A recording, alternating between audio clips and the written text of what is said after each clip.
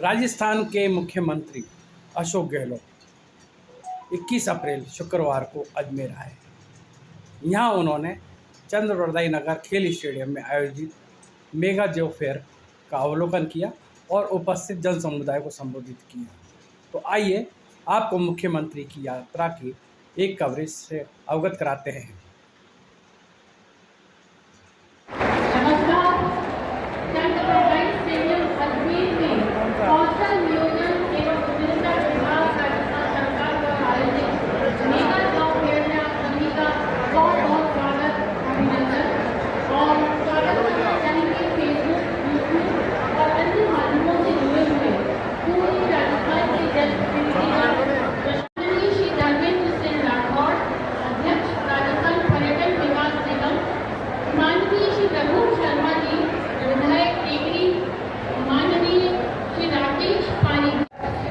तो वही शिक्षा उनके लिए श्राप बन जाती है। इसके अंदर मंदी रहेगी।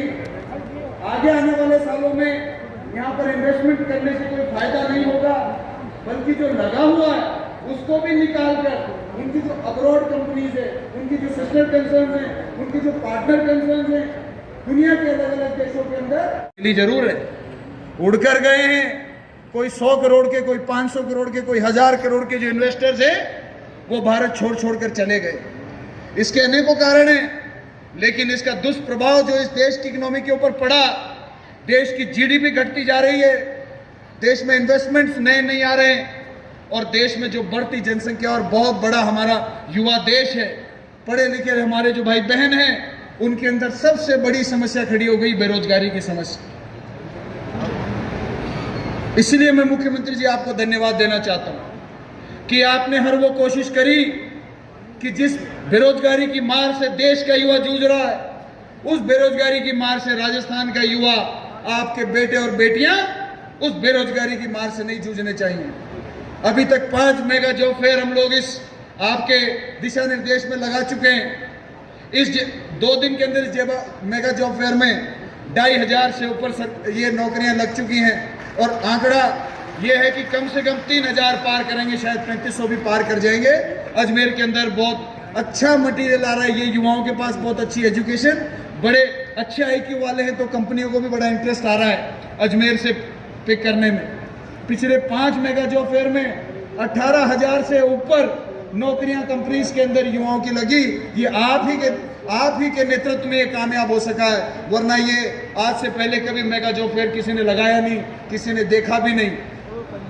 और मैं युवाओं को बधाई देना चाहता हूं कि आपके मुख्यमंत्री जी ने इस बजट में इस साल में 100 मेगा जॉब फेयर लगाने का फैसला किया है। 100 मेगा जॉब फेयर मैं दावे के साथ कह सकता हूं कि 8 से 10 महीने में जब वो 100 मेगा जॉब फेयर का काम पूरा होगा, तो राजस्थान के युवा भाइयों और बहनों के लिए 2.5 से 3 लाख तक नौकरियां कंपनियों के अंदर लगा कर देंगे। ये मैं आप लोगों से दावा और वादा करना चाहता हूं। मुख्यमंत्री जी, इसके अलावा आपने सॉफ्ट स्किल सुधारने के लिए इस बार बजट में बड़ी घोषणा करी। एक बहुत बड़ी समस्या आती थी, ग्रामीण अंचल के जो बच्चे होते हैं, उन बच्चों को शिक्षा ग्रहण कर लेते हैं, टेक्निकल शिक्षा ग्रहण कर लेते हैं, लेकिन उनकी soft skills, speaking skills, behaving skills, grooming skills, उसमें कहीं ना कहीं कमी रह जाती थी।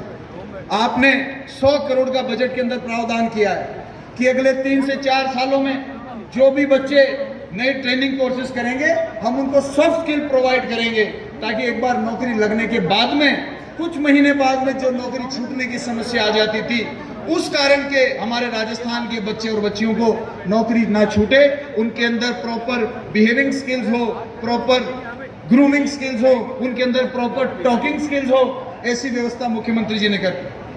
और मैं तो ये युवा सब अखबार भी पढ़ते हैं, ये युवा सब मैगजीन्स भी पढ़ते हैं, ये युवा बजट को भी बड़े गौर से पढ़ते हैं।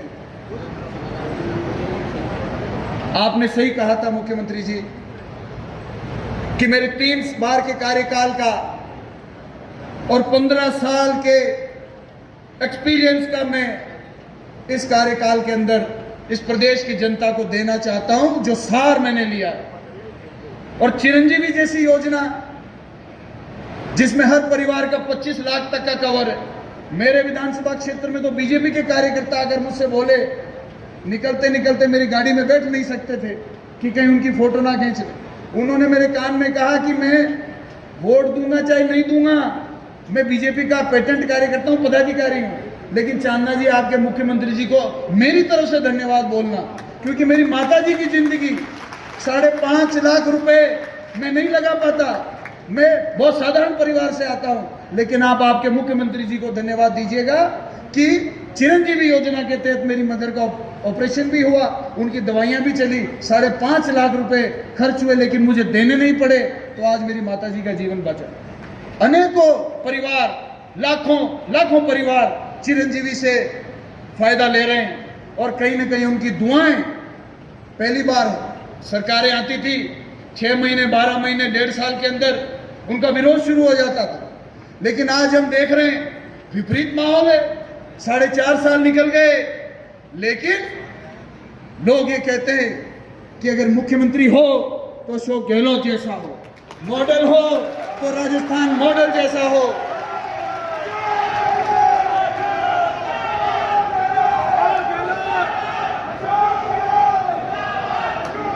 वो इसीलिए मुख्यमंत्री जी आपसे पहले भी 14 कार्यकाल रहे हैं, काम तो उन्होंने भी किया होगा, लेकिन आपने दुआएं ली हैं, गरीब की दुआएं ली हैं, किसानों के बिजली के बिल माफ करके आपने किसानों की दुआएं ली हैं, पेंशन वालों की, बुजुर्गों की पेंशन 1000 रुपए करके आपने बुजुर्गों की पेंशन ली है, बीमारों को चिरंजीवी में कवर देकर आपने बीमार व्यक्तियों की दुआएं ली हैं, और अब तो आपने बहुत बड़ी गृहिणियों को समस्या होती थी कि 1100-1200 रुपए का सिलेंडर जो घर घर में मिल रहा था।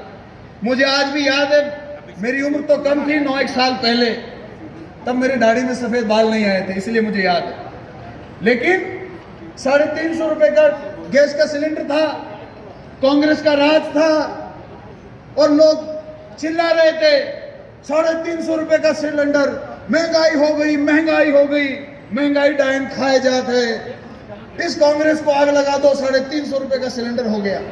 लेकिन आज 1200 रुपए का सिलेंडर 1100 रुपए का मिल रहा है, तो किसी की आवाज नहीं निकलती। लेकिन मैं आपको फिर भी धन्यवाद दूंगा कि वो मार जो पूरे देश में पड़ रही है, उस मार से राजस्थान के 70,000 से प्लस परिवारों को आपने बचाया। 1.25 करोड़ में से 70 लाख से ऊपर परिवारों को आपने बचाया। मात्र 1 अप्रैल के बाद में 500 रुपए का गैस का सिलेंडर राजस्थान की महिलाओं को मिलेगा। राजस्थान की महिलाओं को 24 तारीख से महंगाई राहत कैंप आप लगा रहे हैं, उसके बारे में समझ डिटेल पब्लिक को मिल चुकी है। और मैं तो यही कहता हूं, बातें तो बहुत है साहब, लेकिन समय सीमित है। समय सीमित होने के कारण अपनी बात को मैं यहाँ विराम दूंगा। लेकिन एक बार देखिए, जिंदाबाद के नारे तो बहुत लगते हैं, कई प्रकार के नारे बहुत लगते हैं। बेरोजगारों के दिल से, गृहिणियों जिनको जो महंगाई से जूझती है उनको 500 रुपए में सिलेंडर दिया, उनकी दिल से, जिन बीमारों का चिरंजीवी में इलाज हुआ उनके दिल से एक दुआ निकलती है, और उस दुआ का ही हम नारा लगाएंगे। मैं कहूंगा मुख्यमंत्री अशोक गहलोत जी, आप कहना थारो भलो हो जाए, क्योंकि गांव के लोग यही बोलते हैं, यही बोलते हैं। इन्होंने सभी से कह रखा है, हम विधायक के मंत्री हैं, आप मांगते मांगते थक जाओगे, मैं देते देते नहीं थकूंगा। ये कहने वाले पहले मुख्यमंत्री हैं, और मांगते मांगते जिले मांग बैठे। केकड़ी आपने जिला बना दिया अजमेर को। पूरे अजमेर जिले के समस्त वासियों को बहुत बधाई देना चाहता हूँ। हमारे रामचंद्र जी चौधरी साहब यहाँ बैठे बैठे मुस्कुरा रहे हैं, मुझे उनकी मुस्कुराहट दिख रही है। उनको पता है कि अब तो केकड़ी जिले में जिला प्रमुख मैं ही बनाऊंगा। इस प्रकार से आज जो आया है, सब बहुत राजी है साहब इस जिले से। तो एक बार मैं नारा लगाऊंगा अशोक गहलोत, तो आपको क्या कहना है, आप दिल से कहना, मुख्यमंत्री अशोक गहलोत, मुख्यमंत्री अशोक गहलोत। बहुत बहुत धन्यवाद। सारे अजमेर वासियों की तरफ से आपका बहुत बहुत स्वागत और अभिनंदन करता हूं। कार्यक्रम में हमारे युवा नेता, और मैं ये भी कह सकता हूं कि गहलोत साहब का ये तीसरा कार्यकाल है मुख्यमंत्री का, और तीनों कार्यकाल में आपने युवाओं के लिए, किसानों के लिए, गरीबों के लिए, दलितों के लिए, आदिवासियों के लिए, सबके लिए कुछ ना कुछ आपने दिया है। लेकिन राजस्थान के नौजवानों के लिए राजनीति में भी आपने बहुत स्थान दिया है, और उसी की बदौलत है कि अशोक चांदना और मेरा जैसा आदमी आपके बीच में खड़े हैं। अशोक चांदना जी हमारे अजमेर जिले के रहने वाले हैं, और मुख्यमंत्री जी के आशीर्वाद से पहली बार ये जिला परिषद के सदस्य भी अजमेर से ही बने। सही कह रहा हूं मैं चांदना जी? तो मैं आपका भी चांदना जी बहुत स्वागत करता हूं। हमारे बीच में पब्लिक ग्रीवेंसेज कमेटी के चेयरमैन आदरणीय पुखराज पाराशर साहब, श्री पीसी किशन साहब, रेणु जयपाल जी, और अजमेर जिले के सभी जो सामने विराजमान हैं वरिष्ठ नेता, सामान्य रामचंद्र जी चौधरी साहब, सामान्य रामस्वरूप जी, विजय जैन साहब, नसीम अख्तर जी, डॉक्टर राजकुमार जयपाल जी, महेंद्र सिंह जी रड़ावता, कमल बाकोलिया जी, द्रौपदी कोहली जी, और तमाम अजमेर जिले के वरिष्ठ नेतागण, और सामने विराजमान सभी युवा साथियों, भाइयों बहनों, नौजवान दोस्तों। जैसा कि अशोक चांदना जी ने आपको बहुत विस्तार से बता दिया है, मैं कुछ खास बात ये कहूंगा, क्योंकि ये अवसर है नौजवानों को नौकरियां देने की, जॉब देने की, और मैं समझता हूं राजस्थान का ये 5वां बड़ा मेगा फेयर है, 5वां।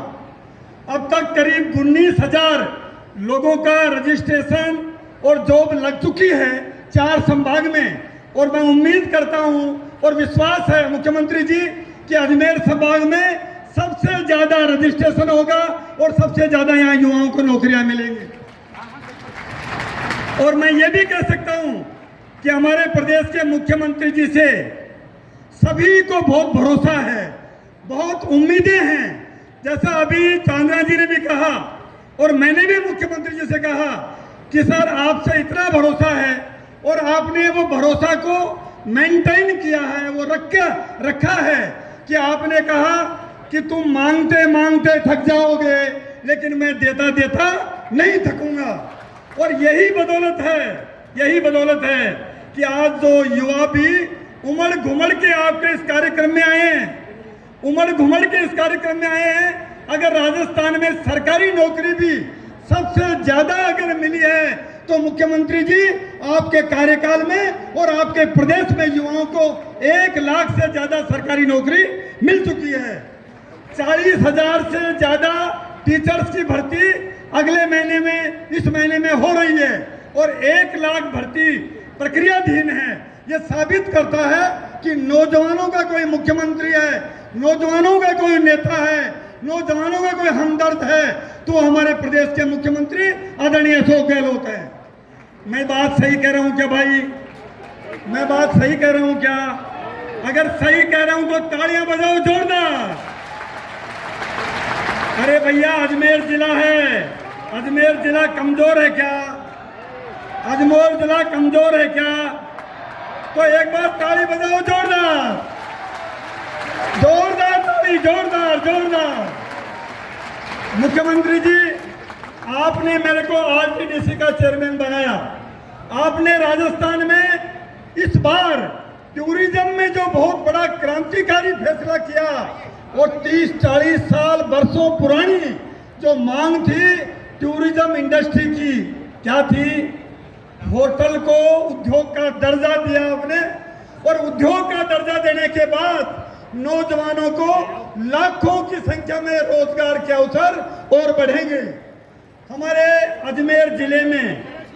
अजमेर जिले के पास में पुष्कर में आपने क्या वहां होटलों के लिए जो आपने विकास के काम किए हैं, होटलों के लिए टूरिज्म इंडस्ट्री को जो बूस्टर डोज दी है, उससे हमारे युवाओं में बहुत ही क्रांतिकारी बदलाव आएंगे, हमारे युवाओं को रोजगार मिलेगा।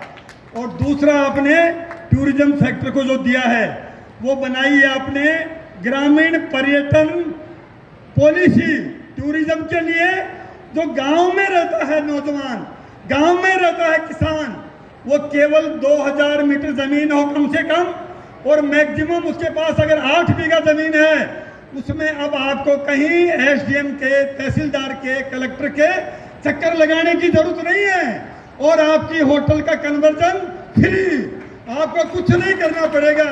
यह वर्षों पुरानी मांग थी जो आपने पूरी की है। तो मैं तो ये कह सकता हूं, इससे मेगा जॉब फेयर के माध्यम से भी और टूरिज्म सेक्टर के माध्यम से भी, और आपके मुख्यमंत्री काल में राजस्थान पूरी दुनिया का, राजस्थान टूरिज्म सेक्टर की पूरी दुनिया का जो 15 स्थान चिन्हित किए हैं, उनमें एक राजस्थान हुआ है। ये बात आपको जान के बहुत खुशी होगी। और मैं तो ये कह सकता हूं कि हमारा अजमेर जिला तो केवल और केवल टूरिज्म पे बहुत कुछ डिपेंड करता है। आपने पुष्कर में गोल्फ कोर्स दिया, आपने अजमेर जिले को माई सेंटर दिया, आपने ब्रह्मा मंदिर का, मैं आपका बार बार धन्यवाद दूंगा, ब्रह्मा मंदिर का जीर्णोद्धार कराया, आपने पुष्कर के सरोवर का गंदा पानी रोकने की समस्या मिटाई। इसलिए हम अजमेर जिले के तमाम लोग आपको बहुत अभिवादन करते हैं, अभिनंदन करते हैं, वेलकम करते हैं और स्वागत करते हैं। इन्हीं शब्दों के साथ जय हिंद, राम राम साहब, धन्यवाद। बहुत बहुत धन्यवाद माननीय धर्मेंद्र राठौड़ जी। राजस्थान के आवाम के हर ज़रूरतमंद की ज़रूरत को समझने वाले दूरदृष्टा माननीय मुख्यमंत्री जी ने अपने पहले कार्यकाल में ही कई योजनाओं का, कई नवाचारों का सूत्रपात कर दिया था। और ये बजट हमारे प्रदेश के युवाओं को समर्पित बजट, सरकार युवाओं के साथ, युवा लक्ष्यों के साथ, युवा उम्मीदों के साथ, बेशक हम सभी को राजस्थान पर गर्व। युवा मंत्री आप सबके लाडले अशोक चावला जी, धर्मेंद्र राठौड़ साहब, पुत्र पाराशर जी, यहाँ उपस्थित रामचंद्र भगवान, विजय जैन, गोपाल भारती, महेंद्र अलावका जी, द्रौपदी कौली जी, कमल बागोला जी, रामसुख चौधरी जी और हमारे कई सेवा दल के कई साथी बैठे हुए हैं। और यहाँ प्रिंसिपल सेक्रेटरी और पीसी किशन साहब, श्रीमती रेणु जयपाल जी, डिवीजनल कमिश्नर भंवरलाल मीणा जी, डिस्ट्रिक्ट मजिस्ट्रेट अंशदीप जी और तमाम मेरे प्यारे नौजवान साथियों, भाइयों और बहनों, मुझे खुशी है कि आज मैं आपके यहाँ मेगा जॉब फेयर लगा। और आप सोच सकते हैं कि अभी मैं सिर्फ आपके लिए ही जयपुर से आया हूँ और यार वापस रवाना हो रहा हूँ प्रोग्राम के बाद में। इसके मायने हैं मेरे लिए ये जॉब फेयर कितना महत्व रखता है। इसीलिए मैं जहाँ जहाँ जॉब फेयर हुए हैं, जोधपुर में, जयपुर में, बीकानेर में, उदयपुर में, भरतपुर में, सब जगह मैं गया हूँ। क्योंकि आज चुनौतियाँ जो है हमारे देश के सामने, वो बहुत बड़ी चुनौती महंगाई की भी है, बेरोजगारी की भी है। आज जो नौजवानों की जनसंख्या है वो आज 3/4 हो गई है, देश में भी और राज्यों में भी। आपको मालूम होगा कि अब तो हम लोग, पहले चाइना पूरी दुनिया के मुल्कों में सबसे अधिक जनसंख्या वाला मुल्क था। अब आपको देखा होगा आपने मीडिया के अंदर भी, अभी हाल ही में जो आंकड़ा आए हैं उसमें हिंदुस्तान सबसे बड़ी आबादी वाला मुल्क बन गया दुनिया के अंदर। आप सोच सकते हो, आबादी बढ़ तो गई है, आबादी बढ़ने के साथ साथ में अगर हमने ध्यान नहीं दिया, चाहे सरकारें हो केंद्र की, राज्यों की, किसी पार्टी की सरकार हो, टॉप प्रायोरिटी पे हमारा ह्यूमन रिसोर्स, नौजवान, किस रूप में हम तय करें उसकी दिशा क्या होगी, किस प्रकार हमें सरकारी गैर सरकारी उनको रोजगार मिले, माहौल वो बने देश में और प्रदेशों में अधिक से अधिक इन्वेस्टमेंट आए, संभावना बढ़ जाए प्राइवेट सेक्टर के अंदर भी। सरकार किसी भी हो, एक सीमा तक ही सरकारी नौकरी लग सकती है। राजस्थान में आज हम लोग 3 लाख से अधिक की नौकरी लगा रहे हैं। 1.5 लाख नौकरी लग चुकी, लगभग 1.5 लाख का प्रोसेस चल रहा है, इंटरव्यू हो रहे हैं। अभी मैंने घोषणा की थी इस बजट में 1 लाख नौकरी और लगाएंगे। तो एक सीमा होती है, हमने इन्वेस्ट कोचिंग अब सरकार करवाएगी। गरीब बच्चों की, मिडिल क्लास है, उनकी करवा रहे हैं हम लोग। आपका मालूम है कि 500 बच्चों को, पहले 200 थे, अब मैंने 500 कर दिए। दुनिया के किसी मुल्क में, अमेरिका में जाओ, इंग्लैंड जाओ, कनाडा जाओ, ऑस्ट्रेलिया जाओ, जो टैलेंटेड बच्चे हैं फीस नहीं भर सकते हैं, बाहर नहीं जा सकते हैं। एक डॉक्टर अंबेडकर को बचपन के अंदर बड़ौदा के महाराजा ने उनको भेज दिया, गायकवाड़ ने इंग्लैंड और अमेरिका पढ़ने के लिए भेज दिया, और अंबेडकर ने संविधान निर्माता के रूप में पहचान बनाई। देश दुनिया के अंदर उनका नाम है। अगर टैलेंट को आप अवसर देंगे बराबरी का, वो पता नहीं क्या बन जाएगा दुनिया के अंदर, देश के अंदर, परिवार के अंदर। उसका व्यक्तित्व, कर्तृत्व क्या होगा किसी को नहीं मालूम। उन्हें 500 बच्चों को विदेशों में पढ़ाने के लिए खर्चा सरकार देगी, उसके आने जाने का किराया भी, वहाँ रहने का भी, खाने पीने का भी और फीस का भी। 2-3 कैटेगरी बनाई है उसके अंदर। तो कहने का मतलब है कि सरकार की प्रायोरिटी जो है, पीजी तक लड़कियों की फीस फ्री कर दी है, निःशुल्क पढ़ाई करेगी लड़कियाँ। 12वीं तक जो प्राइवेट स्कूल में भारत सरकार के एक्ट के अंतर्गत 8वीं तक की पढ़ाई जो है प्राइवेट स्कूल के अंदर करवाने की गारंटी दी गई है, उसकी फीस सरकार भरती है। राजस्थान सरकार वो है देश के अंदर जो 8वीं नहीं 12वीं तक का खर्चा भी सरकार देगी। इस बार के बजट में मैंने घोषणा करी। तो आप सोच सकते हो किस रूप में आज गांव-गांव में CHC, PHC सब सेंटर खुल रहे हैं, डिस्ट्रिक्ट हॉस्पिटल खुल रहे हैं, आधुनिक उपकरण आ रहे हैं वहाँ पर। कोविड को लेते हुए मैं आपको भी कहना चाहूँगा, पोस्ट कोविड जो प्रॉब्लम हो रही लोगों को, लोग समझ नहीं पा रहे हैं। देश के अंदर भी, प्रदेश के अंदर भी, कई गाँव के अंदर भी नौजवान लोगों की डेथ हो रही है हार्ट अटैक के नाम पर। वो हार्ट अटैक जो नॉर्मल होता है वो नहीं है। किसी को हार्ट अटैक, किसी के BP, किसी के शुगर, किसी किडनी, किसी के स्टेंट लग रहे हैं, जैसे मेरे खुद के लगा। ये पोस्ट कोविड प्रॉब्लम है। बच के रहना पड़ेगा, टाइम पे डॉक्टर को दिखाना पड़ेगा सबको। मैं बार बार मेरे ट्विटर हैंडल पे भी, फेसबुक पे मैं एजुकेट करता हूँ लोगों को, इसका आप सीरियस ले लें। आपने पढ़ा होगा अखबारों के अंदर, बच्चे किस प्रकार नौजवान की डेथ होती है क्रिकेट खेलते हुए। गुजरात के अंदर डांस करता हुआ एक बच्चा जम्मू के अंदर गिर गया, लोगों ने देखा डांस का पार्ट होगा, पता लग गया मर गया लड़का। एंगेजमेंट हुआ, 2 नौजवान, 2 लड़के लड़कियों का डांस करे थे, लड़का मर गया उसी वक्त पे। ऐसी खबरें बहुत आ रही है देश के अंदर। हमने प्रयास किया राजस्थान के अंदर